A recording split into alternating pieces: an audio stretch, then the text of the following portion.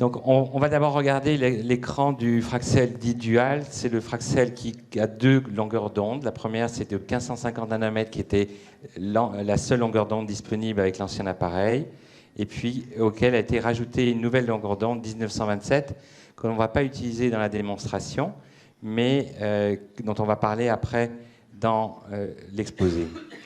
On pourra remarquer que l'appareil est très convivial, puisque changer d'une longueur d'onde à l'autre est simplement sur une touche.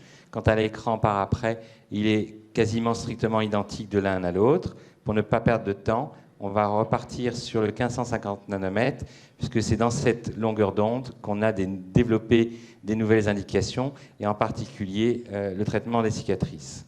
On appuie donc sur la touche de traitement, et apparaît un écran qui va vous donner trois renseignements. C'est l'énergie que vous voulez délivrer, le traitement, le niveau de traitement, correspond en fait à la densité et le nombre de passages qu'il faudra réaliser pour obtenir cet objectif.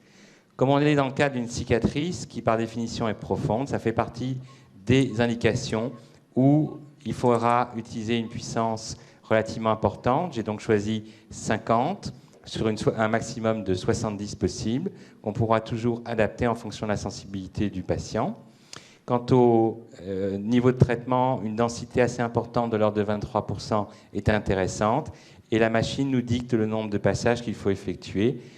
Si je lui demande, par exemple, une densité encore plus supérieure, à un moment donné, il va me dire et me demander de changer mes paramètres, puisqu'avec 8 passages, je n'arriverai pas à obtenir ce que je souhaitais.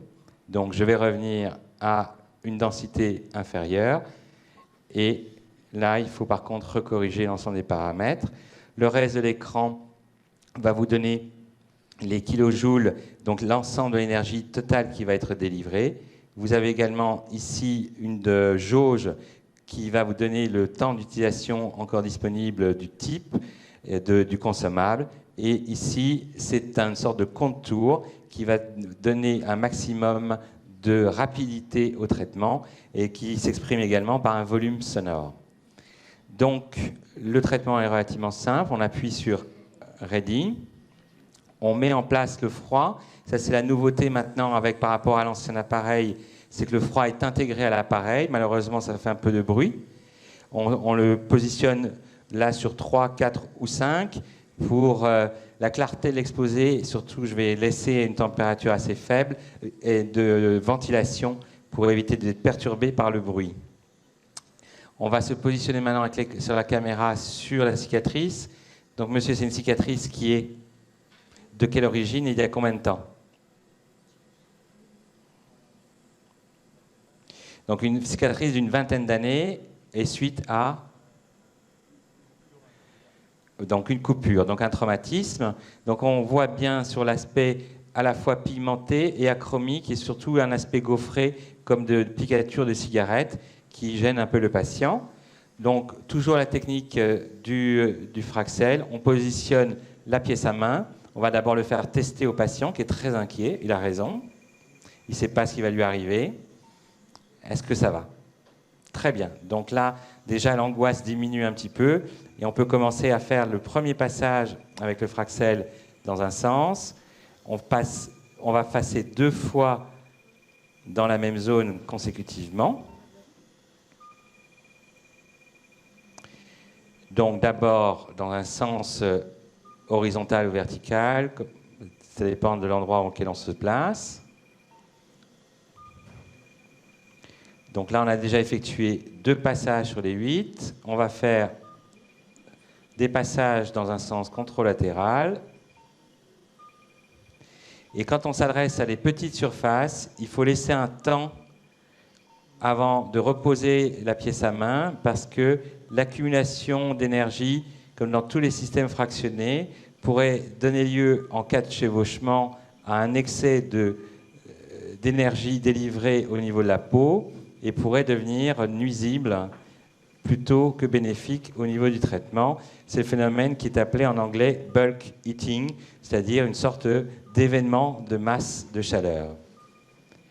Donc, vous voyez qu'avec une énergie pourtant assez importante, 50, mais un temps de pause de l'anesthésique qui est de l'ordre de 1h30. Et ça, c'est pour moi un minimum. On n'a pas soudoyé le patient, n'est-ce pas, Jacques? Et il supporte relativement bien le traitement, contrairement à la réputation du Fraxel, qui est un appareil douloureux. Et là, vous avez la preuve que le traitement peut se passer dans des conditions presque idylliques. Donc, il y a plusieurs variétés pour pouvoir faire le déroulement au niveau de la cicatrice.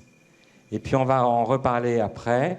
L'intérêt de ces indications développées que sont les cicatrices, c'est qu'on peut avoir une application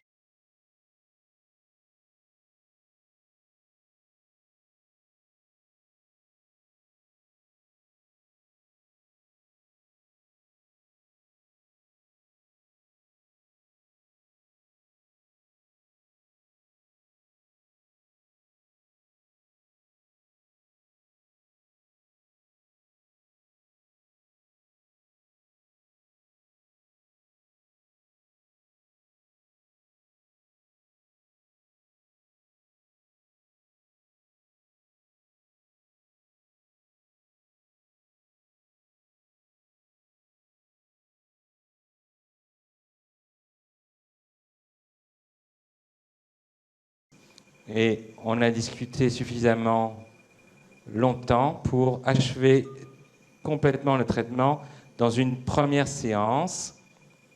L'indication du traitement serait d'effectuer 4 séances dans le cas de la cicatrice. Voilà, donc je vais reposer l'appareil.